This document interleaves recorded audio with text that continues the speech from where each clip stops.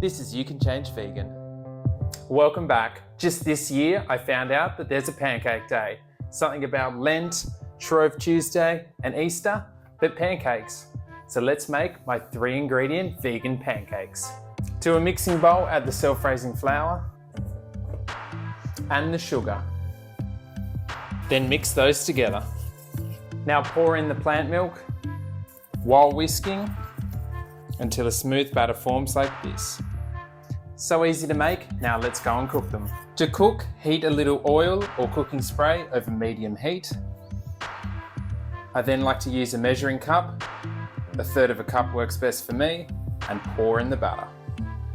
As the pancakes cook, bubbles will form, but it's once the bubbles start to burst like this that it's time to flip them.